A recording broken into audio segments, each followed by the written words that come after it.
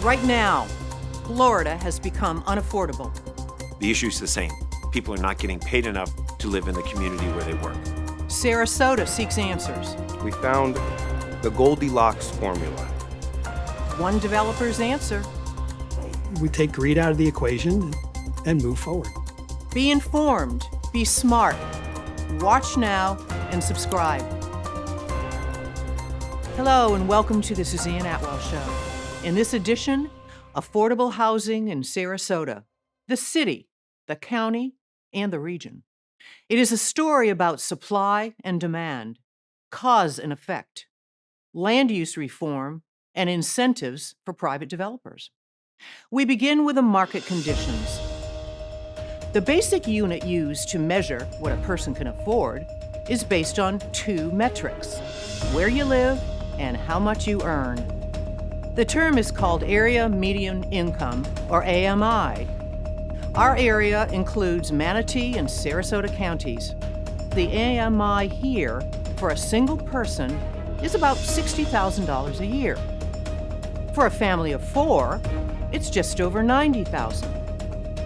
To help the most needy, housing and rental assistance are available. Public housing for those earning less than 30% AMI. Section 8 rental assistance also under 30%. And affordable apartments for incomes up to 80% AMI. These resources provide critical help, but most working class families don't qualify. That is why efforts are underway at the local county and state level to help working families who literally cannot afford to rent where they work. The city of Sarasota is moving forward with innovative land use and zoning plans. Their goals include attainable housing for working families, those earning 60 to 120% AMI, households not typically eligible for state and federal support. Who are we talking about? Hotel workers, bus drivers, carpenters, school teachers, mail carriers, all of whom earn below the AMI. Police are marginally above the median. Affordable and attainable rentals are beyond the means of our service workers. In 2021, median rent nationwide went up 17.6%. In the same period, Sarasota County went up 42.5%.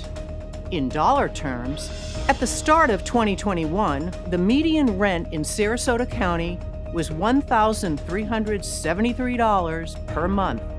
By February 2022, the median rent was over $2,000, more than Miami-Dade County. Looking back at our workforce profile, the affordability picture is clear. The maximum rent a single person can afford is just under $1,500 a month. Even a family of four, like two working school teachers, can barely afford a one-bedroom apartment. The situation is so bad, the state of Florida recently passed an historic bill to address the problem. It is very controversial because it supersedes local zoning and density regulations. Known as the Live Local Act, it will allow commercial and mixed-use land to be redeveloped into multifamily and mixed residential housing. It requires 40% of the units be affordable. It limits building heights to 3 stories, and it preempts local zoning regulations if the developer meets the new state guidelines. There's still a lot to learn about the Live Local Act, but there are a lot of things in law that align with the recently proposed land use plans in Sarasota. To learn more, we begin our conversation with an outspoken advocate for affordable housing, John Thaxton. Thanks for joining us, John. Always my pleasure. In an interview that you recently did earlier this year, you described the affordable housing supply and demand imbalance in Sarasota County as an existential threat. Tell us what you mean by that. Well, what I mean is that from my own personal experience, we've had an affordable housing crisis in Sarasota County for 30 plus years. It's nothing new. The only thing that is new are the number of people that are impacted by the need for affordable housing. Um, and so you have this dramatic imbalance between supply and demand that has been exacerbated by economic and social factors, especially over the last 5 to 10 years. Mm. And so, what I mean by an existential threat is there was a time when affordable housing was something that was only considered an issue by foundations, philanthropic organizations, churches, synagogues, um, Mhm. do-gooders, if you would, Mhm. which I include myself, Yeah. not to be derogatory. Mhm. But now, because the number of people in need of, without a supply of affordable housing is so great, it's so great that it is now impacting our economy. Virtually every sector of Mhm. Sarasota's economy Mhm. is impacted by affordable housing. So it's no longer just a moral issue, Yeah. it's an economic issue, which makes it an imperative for the community to address. Let's talk about inclusionary housing. For those who may not know, what is it? Who should it apply to? What's the difference between an affordable housing problem and an affordable housing crisis? 20 years ago, we had an affordable housing problem. Now we have an affordable housing Mhm. crisis. Mhm. And it's simply a matter of the magnitude of the issue. The issue is the same. People are not getting paid enough to live in the community where they work. And so, what's happened over the last 20, 30 years, even in the last 5 years, is that while we have been producing supply for affordable housing, it is not met either the pent up demand, Yeah. nor has it even met the new demand that was created in that period of time. So, Mhm. what inclusionary zoning does, similar to what we do with a concurrency management system, in Mm. other words, you don't build a new subdivision unless you can demonstrate that you have enough road capacity, parks capacity, library capacity, utilities capacity, blah, blah, blah, blah. Mhm. And concurrency management is, inclusionary zoning is Mhm. similar in that it assesses the new demand that's created by the new development. Mhm. And then that development is responsible for meeting that demand. Mhm. That way, you don't exacerbate the supply demand imbalance. What we've been doing over the last several decades, and even right up until the day before yesterday, thank you very much, is that we have been working like crazy to produce hundreds of units of affordable housing. Mhm. But on the supply side, we've been approving development that increases the demand by the thousands of units. You know, that ship don't sail. You Mhm. you have to have a balance between supply and demand. And as long as you are creating excessive demand than the supply that you're bringing online, the problem will continue to worsen. So the concept behind inclusionary zoning is that if you are going to be approved for a new development, Mhm. something that you don't have today, but you're asking the local government to give you more units, you will be responsible for meeting the affordable housing demand created by those new Mhm. units. Mhm. We Mhm. still have a deficit. Mhm. It's inclusionary zoning does not take care of the deficit. It just simply creates an environment where the problem doesn't get worse. So inclusionary housing goals like 15% are great, but that's a quantitative measure. What about the qualitative measure of good That's and good architectural design, no, something like that? that is an excellent point, Suzanne. And I can tell you that if we ignore that, we will find ourselves in the same situation we were 15, 20 years Yeah. ago Mhm. with Janie Poe Ah. and the housing units down in Venice, Mhm. where we built substandard housing Mhm. that required excessive energy uses to heat, cool, and Mhm. and to water other utilities. We built them with um, a sense of, okay, here's a box, now go live in it. Right. And we can't do that. Mhm. We can't do Mhm. that. It's Mhm. simply wrong. The word that I like to use to respond to that question or concern when I hear it raised is dignity. Mhm. The housing needs to have dignity for the persons that are living in it. Mhm. Another, when this young boy or girl brings his schoolmate over Mhm. to play, this child needs to feel a sense of dignity that this is Yeah. the place where I live. Mhm. And the same thing is true with the adults. They need to Yeah. be built with energy efficiencies in mind, Mhm. because this is the population that cannot afford Mhm. the energy bills. So the more that we reduce the energy bills, the more Mhm. that they're going to have for other household needs. And as you mentioned, the architectural relief and things like that need to be appropriate so that the neighboring Right. property values are lifted, Right. rather than in the past they were diminished, Mhm. Mhm. and that upset people, and that remains to today. The Mhm. number one objection to affordable housing in a neighborhood is that it's going to lower my property values, Right. and we deserve that because that's what we did. Final question, the relationship between affordable housing, community values, and identity, starting with diversity. We use that word a lot, but let's take a really good look in the mirror. What do we mean by that? Sarasota is mostly old, white, and wealthy.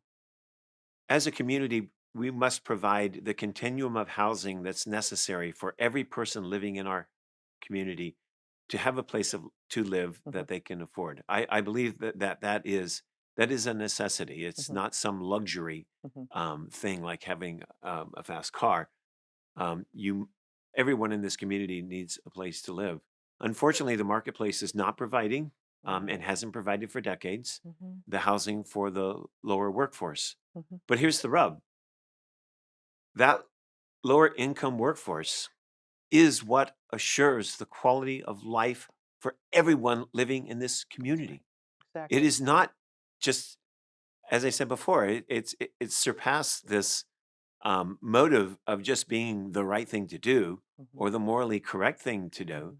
Mhm. If you want to maintain the lifestyle that you enjoy in Sarasota with all these concierge services and these luxury items and Mhm. incredible restaurants, and we need a service workforce, and we've kind of already said through the marketplace that we're only going to pay at or near minimum wage. Mhm. So if that's the case, then we need to have housing that these families can afford at or near minimum wage that does not cause them to drive 50 to Exactly. 80 miles one way Mhm. to get to their job, Right. causing traffic, Mhm. causing air, land, and water Mhm. pollution, and equally as important, dragging them away from time that they're supposed to be spending with their family and their Oh, children. of course. Another person in Sarasota who supports land use reform for affordable housing is Sarasota City Commissioner Eric Arroyo. Welcome, Commissioner. Thank you for having me. Great to have you. Your leadership certainly has been instrumental in moving the city forward with affordable housing plans. I'd like you to please explain the zoning text amendment and why it is so important now. So, what we did is we found the Goldilocks formula for addressing affordable housing. The reality is that you can demand 100% of these bonus units be workforce housing, but nobody's ever going to take advantage of them. And we've tried that so many times. We tried that in the Rosemary Overlay District and several other areas. We even have an overlay district in Park East. Mhm. Nobody's taking advantage of it. Why? Mhm. Because the incentive is not there. Yeah. Whereas if you require too little, then you Yeah. don't get Yeah. you get hardly any workforce Mhm. housing units. So we found this specific percentage, which is 15%. Right. That is the perfect number. Mhm. That is the number that comes from the Affordable Housing Committee that the city and county have. Mhm. It is the number that comes from the recommendations out of the state. Mhm. It is a national standard that builders Oh. have said, you know what, this is something that we're willing to do. But in a downtown core, which is 50 units an acre, Yeah. you would be able to go 4 times density. You'd be able to go to 200 units an acre if 15% of those units, uh, that the 150 extra that Right. you're getting Right. are workforce, and Mhm. they would be tiered between Mhm. 100 and 120 percentage of area median income, between 80 and 100, between 60 and 80. Could you explain the tiering concept? Yes, the tiering concept was made part of this zoning text amendment so that you wouldn't have developers coming in and making all of the housing be priced in at just one area, like 120% of area median income.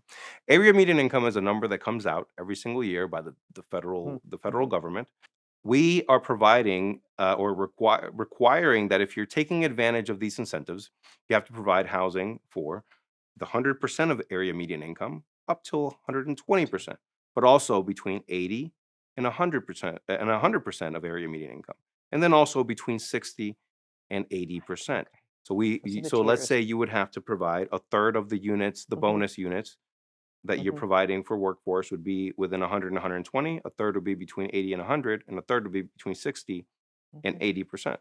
Mhm. And it ensures that we are addressing numerous individuals on the workforce spectrum. We're not just Yeah. providing for the nurses, which Mhm. are on the higher end of that. They That's right. on average make more than 60,000, Mhm. but the teachers who make 50. My wife is a teacher. She makes Right. $50,000 a year. Right. Right. But you were also addressing people that may make mid Mhm. 40s, entry Mhm. level positions, Mhm. students fresh off of college that are working Yeah. for a financial firm, or they're doing an internship here. Mhm. And we just are wanting to ensure that the need is met. How are we going to manage compliance of that?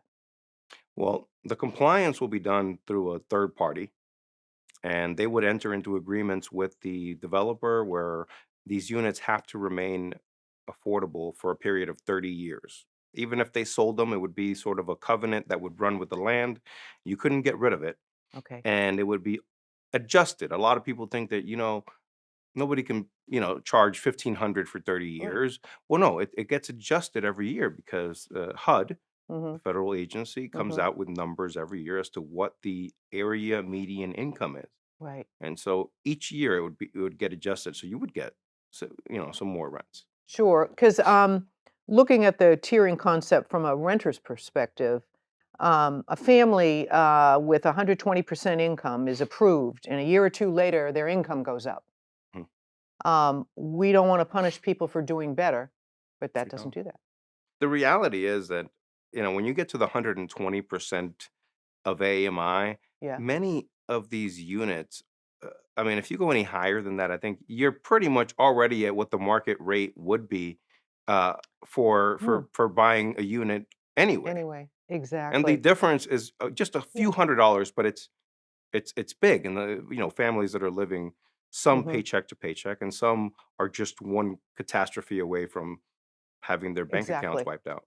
Let's talk about mixed use housing versus Section 8. Mhm. A lot of people ask questions about one of the lessons of urban planners learned from geographically clustered low income housing that it perpetuate de facto segregation and create undesirable neighborhoods. So people ask that a lot. What is Sarasota planning to do to make sure that that doesn't happen here, that we don't have pockets of poverty? Well, first, let's distinguish between what Section 8 housing is. Section 8 housing is housing below 60% of area median income, which none of these incentives are addressing Section 8 housing. That is Right. done by the Housing Authority. Right. Those are separate developments. Yep. These will be for we call it workforce housing because it will be for working families. It's Hmm. not for people living under the poverty line. It is for people who work in the service industry. They're professionals, they're teachers, they're police Sure. officers. We've dubbed the term in Sarasota the hometown heroes. But they're not going to be segregated. That's But they're that not getting. going to be segregated. They will have the same lobby, the same entryway as everything else, and they will be made with substantially the same materials. I mean, they should be indistinguishable, the units from one another. Let's go back to basics. At the end of the day, it's a supply and demand issue. It is extremely difficult to build in Sarasota. So you either need less demand, you either need more supply, or, I guess what we're doing is we're not requiring it, but we are incentivizing. Mhm. So I think we're killing two birds with one stone here. We are incentivizing the right type of housing that we need, but we are also incentivizing more regular housing, which Mhm. we also need. City, county, and state reforms alone cannot solve the problem. Public private partnerships are critical. We are fortunate to have an active, generous, philanthropic community supporting these efforts as well. Matt, thanks for joining us. My pleasure.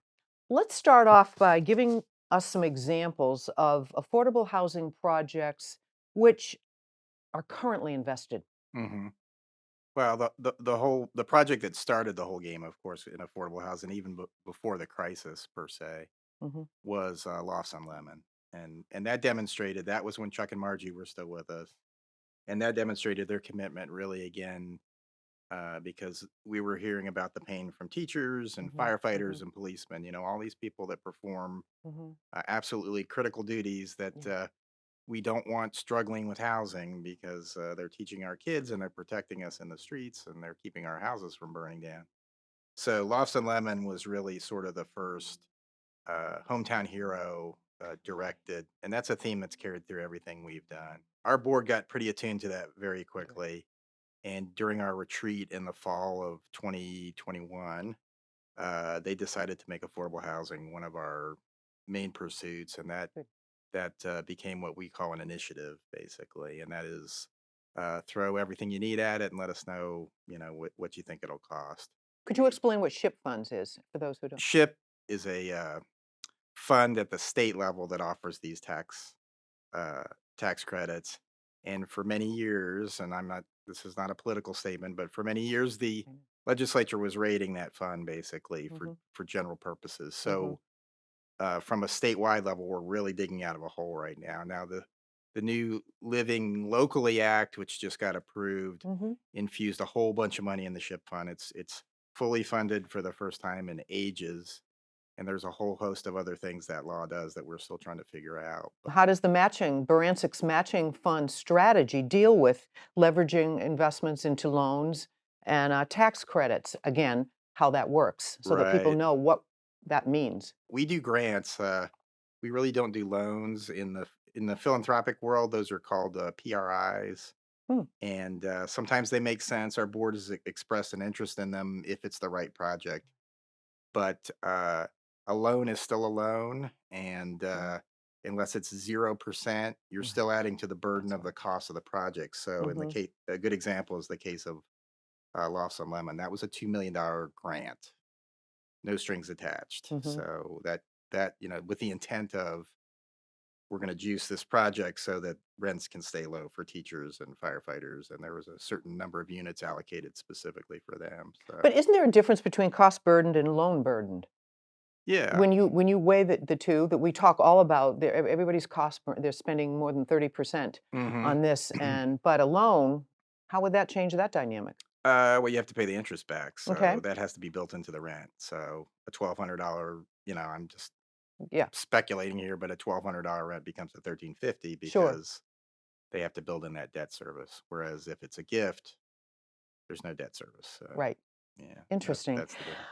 A final question, but an important question, the big picture. We do live, as you well know, in hmm an affluent city. The working class is getting hmm squeezed out, young adults, hmm minorities, and immigrants. hmm Put affordable housing in perspective. What happens to our overall identity when hmm we're going on this path of not being more diverse, equal opportunity for, and I like this word place, everybody wants a place to live. It's about place. What do we need to do? Well, I would argue that the housing crisis is existential, and one pitch I make to when I'm speaking to business people and the business community is this affects all your workers, number one, and this affects the viability of your business as a result. Hmm. And even if you're not here in business, you've retired here, right? You retired here because of the amenities. Right. You want to get massages, you want to Hmm. have your car cleaned, you want to have your lawn mowed, Hmm. Right. you want entertainment, you want to be able to go to your restaurant and not have it closed 3 days a week Hmm. because the restaurant owner can't find enough staff Right.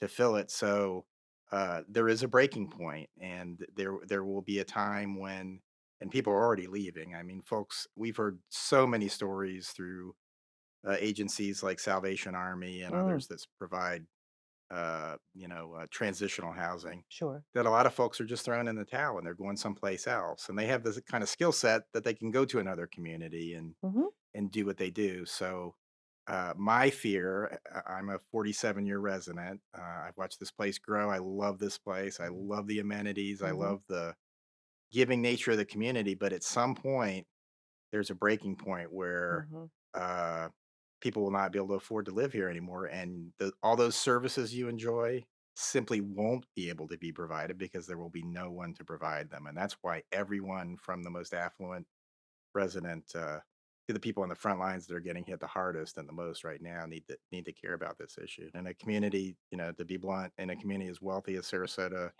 there's really no excuse for not finding some way of doing that. Thank you, Matt, and the Barancic Foundation for all you do to enrich our community. Our final guest provides a unique perspective. He's a second-generation developer, an affordable housing landlord, and a generous soul who puts people above profit.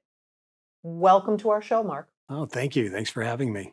Your family has been on the front lines of building and providing affordable housing for 2 generations now.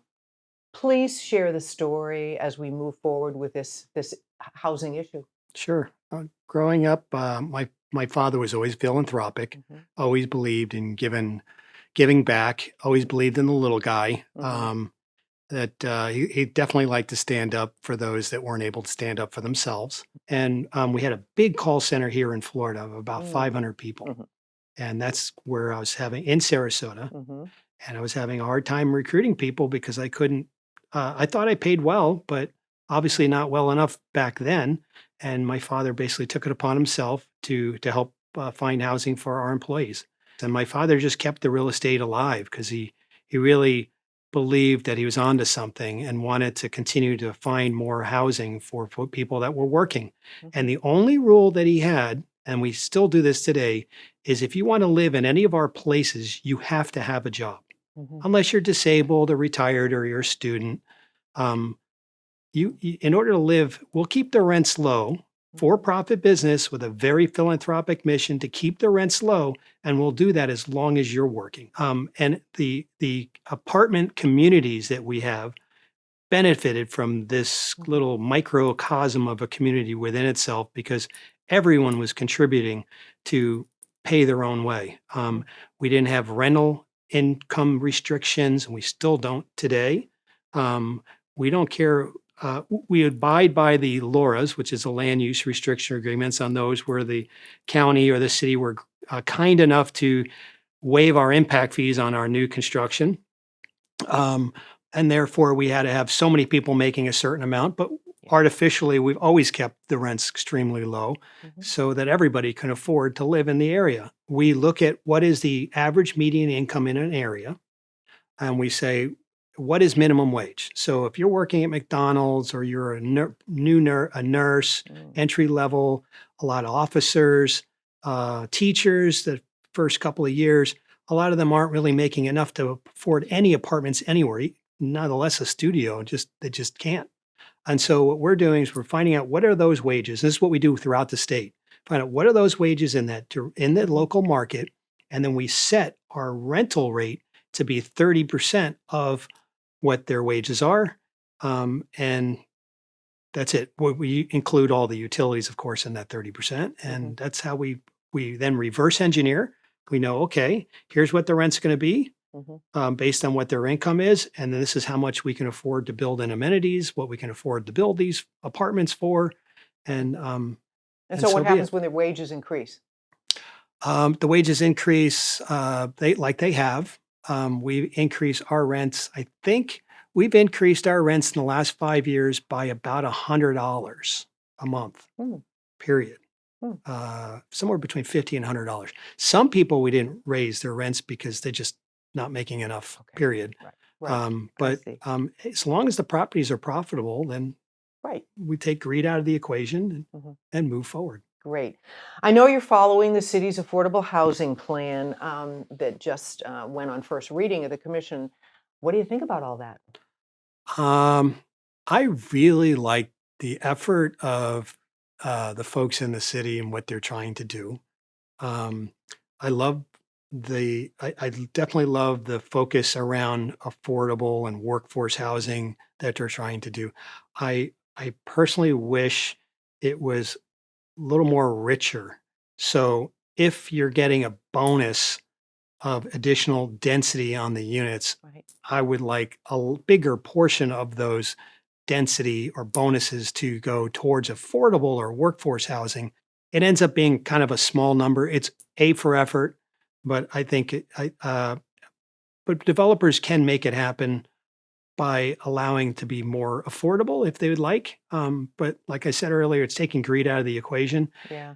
We build, renovate, build new, and we can do it without subsidies and create a beautiful product. Mhm. And we can do everything at 100% workforce housing at the 80% range or less. So if we can do it as a little builder and an engine that could, then a Mhm. lot of these larger developers can definitely do the same. Thank you, Mark, for providing our community with shelter, kindness, and care. You are amazing. In closing, I am reminded of Charles Dickens and A Tale of Two Cities. It was the best of times, it was the worst of times. Here in paradise, in the midst of a luxury housing boom and historic population growth, families and service workers can't afford to live in the same community as the people they serve.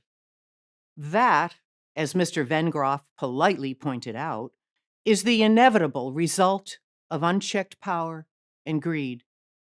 This is not sustainable. If you would like more information about housing, median income, and local efforts to increase housing opportunities, visit these links. And you can also see this episode and all my previous episodes on YouTube/Suzanne Atwell Show. Well, that wraps up another one. We hope you learned something and enjoyed the show. Please subscribe to our YouTube page for free notifications of future episodes. And thanks for watching.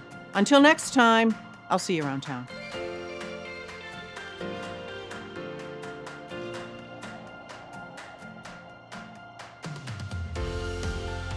If you would like to support local public service programming like this, please visit our website, SuzanneAtwell.org, to make a tax-deductible donation. Thank you for watching.